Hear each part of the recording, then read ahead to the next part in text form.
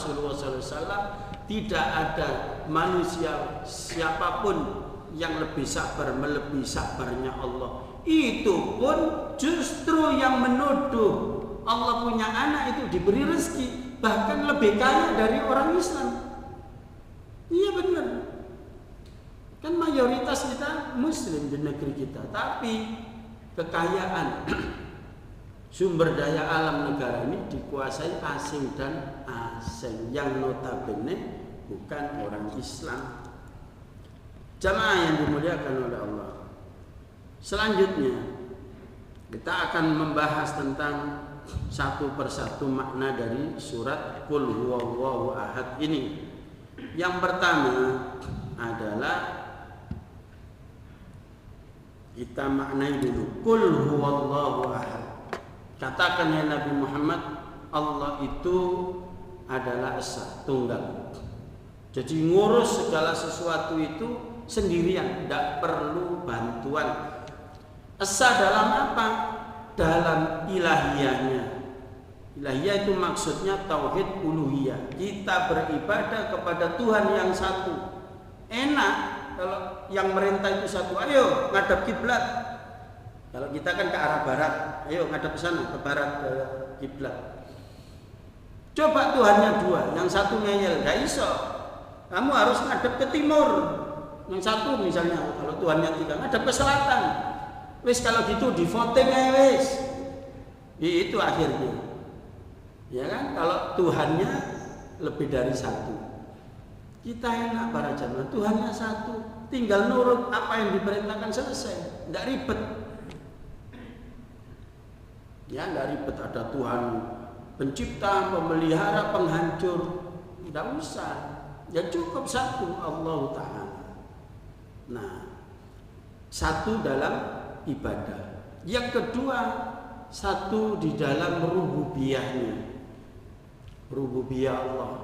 Artinya Allah yang mencipta sendirian, yang memelihara sendirian, memberi rezeki kepada makhluk-makhluknya. Loh itu Ustaz, malaikat pembagi rezeki itu pesuruhnya Allah, Rasulnya Allah, disuruh ayo kamu ke sana bagi rezeki ke fulan begitu. Yang bagi rezeki Allah, minta kepada Allah Ta'ala. Yang ketiga para jamaah adalah satu dalam apa? Tunggal dalam apa? Tunggal dalam asma wa sifat. Ya, asma wa sifat Allah. Allah itu tidak sama dengan makhluknya. Ya, tidak sama dengan makhluknya. Jamaah yang dimuliakan oleh Allah, ini tentang ayat yang pertama. Yang kedua,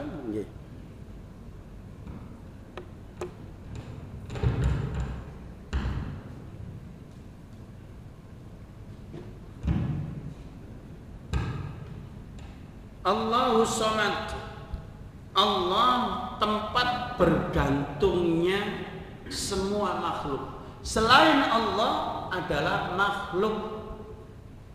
Ingat ini para jamaah. Jadi selain Allah makhluk, dan selain Allah butuh sama Allah.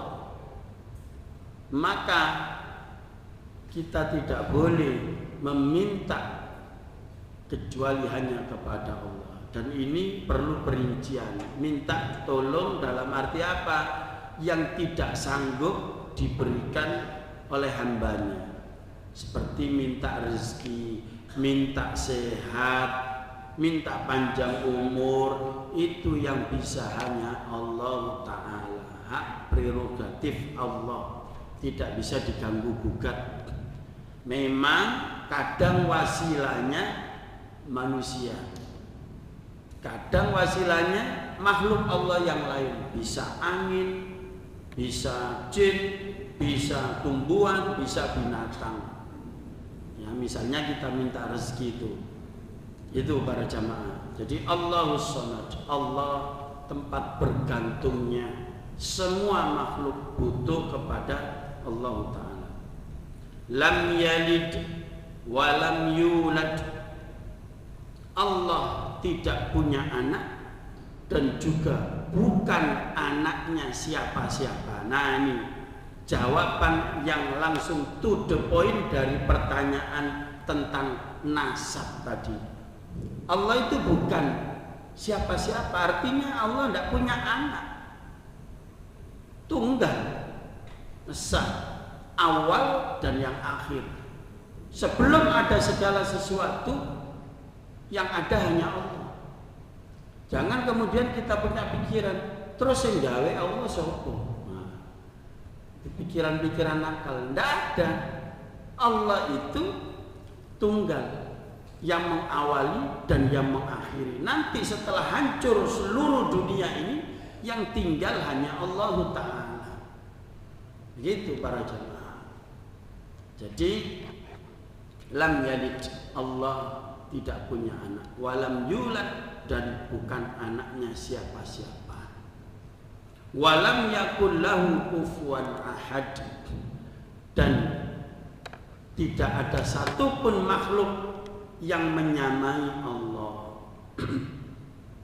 Jadi kalau disebutkan di dalam Al-Quran maupun Sunnah, Allah punya tangan, Allah punya kaki, Allah melihat, berarti Allah punya penglihatan. Itu bukan berarti mujassimah, bukan berarti kita menyamakan Allah dengan makhluk. Tidak begitu. Lawang kita menyebut kaki kita sama kaki binatang sama enggak? Nih, siapa ini turu ini? Le, bangun. Kakimu sama kakinya kambing sama enggak? Beda. Ya, kaki kambing 4, kaki kita 2. Sama-sama berkaki 2. Manusia dengan gorila sama enggak, Pak? Ya beda. Walaupun orangnya tinggi besar, malah tadi ilo-ilo, aduh gorila lewat itu. Ya kan gitu, buat pelecehan. Berarti kan nggak sama sebenarnya. Meja punya kaki meja. Binatang punya kaki. Sama-sama makhluk selain manusia beda. Apalagi makhluk dengan Allah Rabbul Alamin, Rabbal Alamin. Nggak sama. Jadi para jamaah, Allah itu tidak sama dengan makhluknya, baik dalam nama, zat, dan sifatnya. Maka di situ ulama itu cerdasnya para jamaah membagi, menyimpulkan dari ayat-ayat Al-Quran dan As-Sunnah supaya umat ini paham bahwa tauhid itu dalam pelajaran ada 3 pengertiannya. Tauhid uluhiyah, rububiyah, asma wa sifat. Bukan berarti umat Islam ini trinitas, tidak begitu. Karena ada kiai yang tidak fair, memojokkan, hanya beda pemahaman aja memojokkan. Oh itu akidah trinitas, tauhidnya trinitas. Siapa? Kamu juga sama seperti itu pada hakikatnya, cuma tidak nyebut saja. Sebab para jamaah, kalau tidak diterangkan tentang uluhiyah, rububiyah, asma wa sifat, orang bisa salah paham. Hanya sekedar mengakui Allah pencipta langit bumi, Allah yang memberi rezeki, lalu disebut orang Islam gitu. Enggak, Pak. Meskipun orang itu mengakui Tuhan saya itu Allah, satu-satunya Tuhan, tidak ada Tuhan yang lain. Yang memberi rezeki adalah Allah. Saya berdoa siang, malam, pagi, sore juga kepada Allah. Tapi gak tahu sholat. Nang gereja ya ndak. Wong iki bingung agama ya apa sih jek iki. Gitu kan orang bingung, nang gereja ndak, nang pura tidak, ke masjid juga tidak. Itu Pak kalau mati jangan disolati. Kenapa? Ya ndak sholat, ndak jelas. Lo KTP-nya Islam, ya KTP ini. Saya khawatir sih mlebu surga cuma KTP ini. Ya kan gitu. Banyak orang model seperti itu para jamaah. Ndak mesti orang yang mengakui Allah sebagai Tuhannya lalu kemudian dia tidak beribadah kepada Allah, itu tidak bisa disebut sebagai muslim mukmin. Kenapa? Karena dia hanya memenuhi satu tauhid, yaitu tauhid rububiyah. Itulah tauhidnya iblis itu. Iblis itu tauhid rububiyahnya tidak cacat. Bahkan tauhid asma wa sifatnya juga tidak cacat para jamaah. Satu. Inti tauhid dan inti dakwah para nabi itu satu saja, menerangkan tauhid uluhiyah, atau biasa disebut ulama itu tauhidul ibadah, yaitu beribadah ditujukan hanya kepada Allah Ta'ala, gitu, tujukan kepada Allah saja. Jadi kalau tidak mau ibadah, yang tidak disebut hamba Allah bertauhid, atau beribadah kepada Allah juga beribadah kepada selain Allah, itu juga belum bertauhid. Nah, begitulah para jamaah yang dimuliakan oleh Allah. Kemudian selanjutnya sebagai tambahan, surat Al-Ikhlas ini disebut oleh Rasulullah SAW sebagai sepertiga Al-Quran. Apa maksudnya sepertiga Al-Quran? Ya, apakah kalau membaca surat Al-Ikhlas ini kemudian sudah dianggap membaca sepertiga Al-Quran? Nah, para jamaah yang dirahmati oleh Allah, yang dimaksud surat Al-Ikhlas sebanding dengan sepertiga Al-Quran adalah dalam hadis ini, riwayat Imam Muslim nomor 811 dari Abu Darda dari Nabi SAW. Beliau bersabda, ayat jizu ahadukum ayyaqra'a fi lailatin thulutsal Qur'an. Apakah di antara kalian ada yang sanggup dalam semalam membaca sepertiga Al-Quran? Kemudian sahabat menjawab, wa kaifa yaqra' thulutsal Qur'an ya Rasulullah? Bagaimana kami bisa membaca sepertiga Al-Quran, 10 juz dalam semalam? Qala, Rasulullah kemudian bersabda, qul huwallahu ahad. Surat Al-Ikhlas ini ta'dilu thulutsal Qur'an, dia adalah sepertiganya Al-Quran. Apa maksudnya? Diterangkan oleh ulama bahwa Al-Quran itu isinya 3 para jamaah. Jadi kalau jenengan baca Al-Quran, pelajari mentadabbur Al-Quran dari mulai surat Fatihah sampai terakhir surat An-Nas, itu kalau diringkes ada 3 kelompok besar. Satu tentang tauhid, tentang Allah. Yang kedua tentang perintah dan larangan. Cirinya ya ayyuhalladzina amanu di depannya. Ya, yang ketiga adalah tentang janji, ya, tentang janji dan ancaman, tentang surga dan neraka. Nah, begitu, tentang cerita-cerita. Itu yang ketiga. Jadi 3 kelompok besar tentang Allah, yaitu tentang tauhid ini, dan kemudian perintah larangan, kemudian tentang janji, ancaman atau kisah-kisah. Nah, surat Qul huwallahu ahad ini para jamaah melulu semuanya 4 ayat ini tentang Allah, tentang Allah Ta'ala. Makanya disebut sepertiga dari Al-Quran. Maka jamaah yang dimuliakan oleh Allah, kalau kita baca surat ini, di antara keutamaannya adalah Allah mencintai orang yang membaca surat ini, karena di dalamnya terdapat surat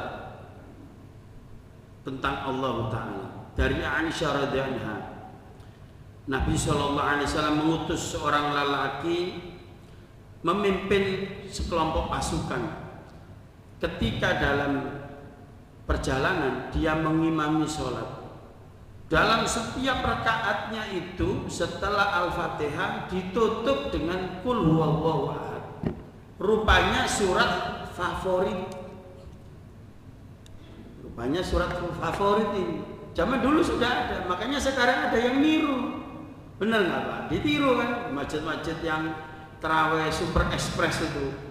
Ya, walau dolin amin Allahu Akbar. Niku terawih ngaji apa ngomel hajani. Nah itu loh. Itu menurut madzhab Syafi'i tidak sah. MUI juga sudah komentar tidak sah sholat seperti itu. Al-Fatihahnya satu nafas.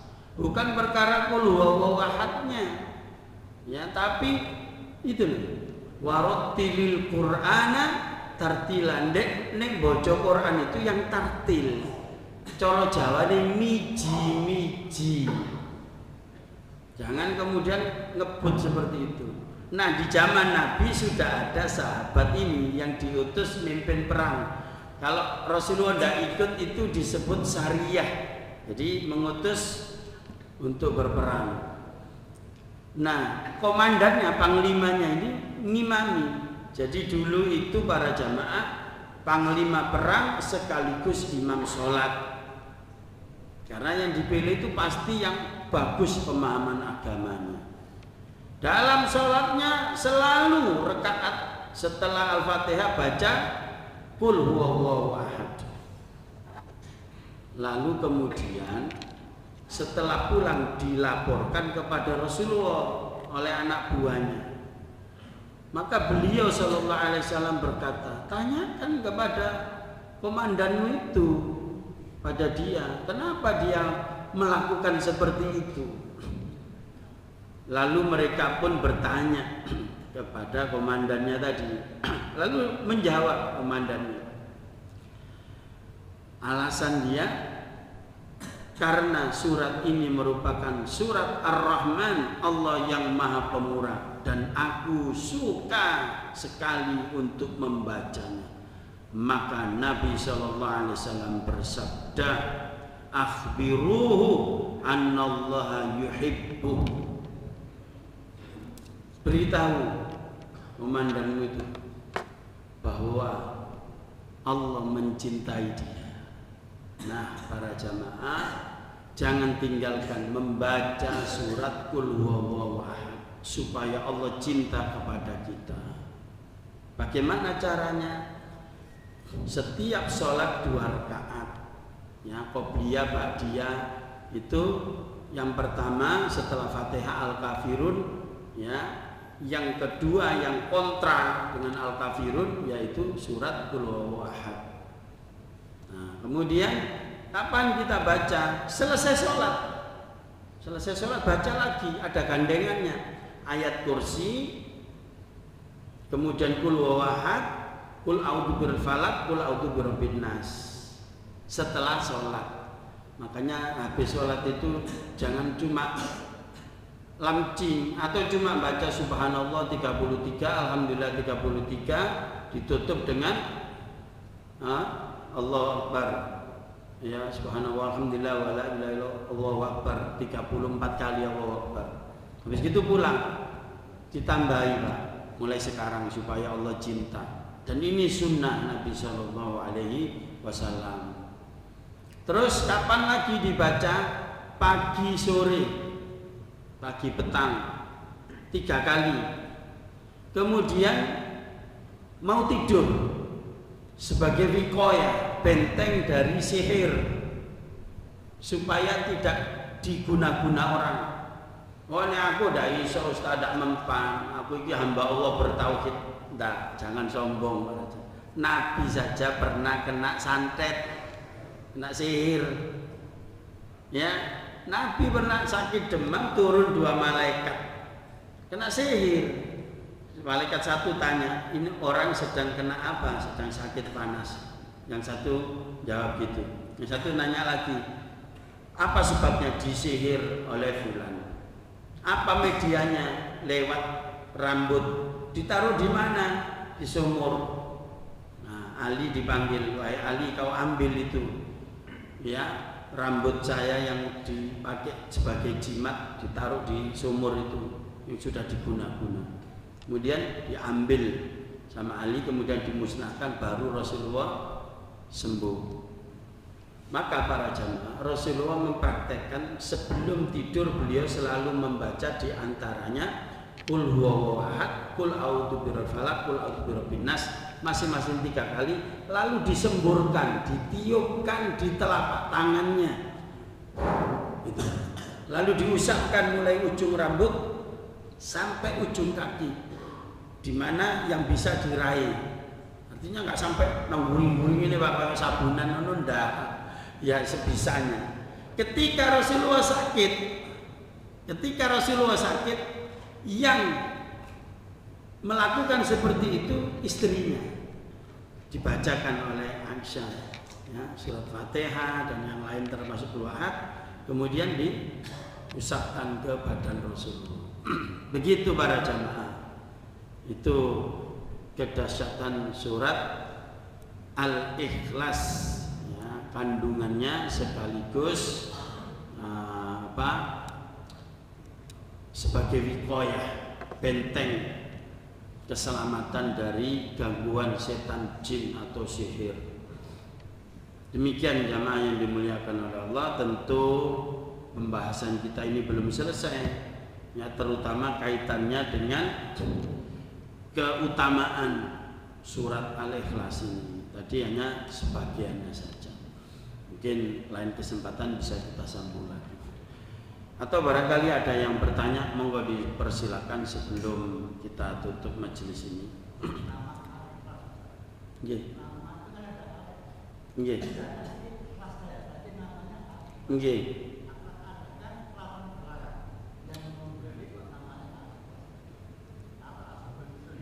Iya. Iya.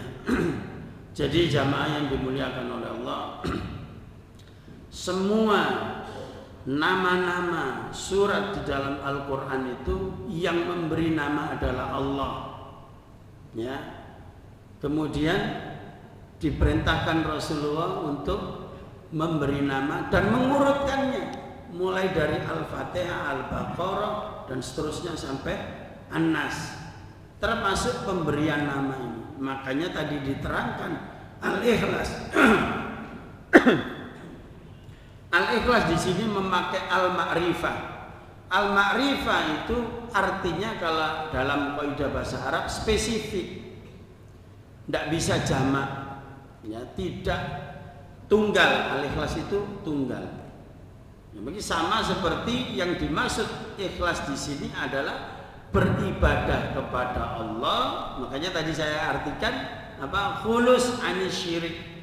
Ya, beribadah kepada Allah, bersih dari noda-noda kesyirikan. Jadi ibadahnya hanya ditujukan kepada Allah saja, bukan kepada yang lainnya. Itulah al-ikhlas, maknanya al-ikhlas. Al-ikhlas tidak tepat kalau diterjemahkan atau diartikan dengan bahasa Indonesia ridho, rela hati. Ada lagi ridho. Ridho itu mungkin tepatnya rela itu. Ya. Kalau al-ikhlas belum ada padanan kata yang tepat. Nah, apalagi gini, Pak. Kon niku ngekeki yo sing ikhlas, aja diundat-undat kan gitu. Yang dimaksud itu ikhlas itu bersih dari niat dipuji orang ketika memberi. Ya. Bersih dari persembahan kepada selain Allah. Jadi yang semata-mata saya nyumbang ini karena Allah perintahkan saya nyumbang, saya infak. Kalau Allah tidak perintahkan, meskipun kamu minta 1000 kali tidak saya beri. Itu Pak namanya ikhlas. Karena ada orang nyumbang itu karena sungkan, dijalui terus. Bergenten deh ini kita ya apa ganggu wes pakai. Apalagi orang ngemis datang ke rumah bolak-balik pagi, siang, sore, malam lho. Kon mana? Mas wis mari, saiki njaluk mana? Itu kadang orang ngasih itu enggak ikhlas karena bolak-balik. Jadi kembali lagi para jamaah, ikhlas yang dimaksud di sini adalah ikhlas semata-mata hanya kepada Allah Ta'ala. Makanya pakai al-ma'rifah, ya, gitu Bang. Mudah-mudahan bisa dipahami. Ada yang lain Bapak Ibu? Cukup ya? Cukup? Ya. Mari kita akhiri dengan kafaratul majlis. Subhanakallahumma wa bihamdika asyhadu an la ilaha illa anta astaghfiruka wa atubu ilaik. Assalamualaikum warahmatullahi wabarakatuh.